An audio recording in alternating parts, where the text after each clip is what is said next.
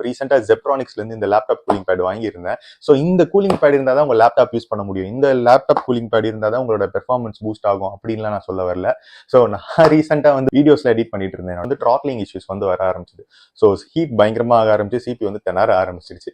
So நான் லேப்டாப்பே மாற்றலாமா அப்படின்னு யோசித்தேன். பட் ஆனால் அந்த அளவுக்கு காசு இல்லை. ஸோ இருக்க லேப்டாப் வச்சு எப்படி பெஸ்ட்டாக யூஸ் பண்ணலாம் அப்படின்னு சொல்லிட்டு இந்த கூலிங் பேட் வாங்கினேன். வீடியோ எதுக்காக நான் போடுறேன் அப்படின்னா, யாருக்காச்சும் இந்த கூலிங் பேட் பற்றி தெரியாமல் இருக்கவங்க பார்த்து தெரிஞ்சுப்பாங்க, அதுக்கு தான். அதனால உங்களுக்கு லேப்டாப்போட சிபியூ பெர்ஃபார்மன்ஸ் அப்படியே பூஸ்ட் ஆகி 100 மேலே போகலாம் இல்லை, சிபியூ பெர்ஃபார்மன்ஸ் எவ்வளவோ அதுதான் ஆகும். ஸோ நீங்கள் யூஸ் பண்ணும்போது என்ன போது ஹீட் ஆகும். ஹீட் ஆகும்போது என்ன ஆகும்னா சிபியூ த்ராட்டில் ஆக ஆரம்பிச்சிடும். த்ராட்டில் ஆச்சுன்னா என்ன ஆகும், பெர்ஃபார்மன்ஸ் குறையும் போது வந்து நமக்கு இந்த மாதிரி ஒரு சப்போர்ட்ல ஒரு எக்ஸ்ட்ரா 2 ஃபேன் இருந்ததுன்னா ஹீட்டை வந்து வெளியே தள்ளி சிபியூ பெர்ஃபார்மன்ஸ் வந்து அப்படியே மெயின்டைன் பண்ணும். அதுக்காக தான்.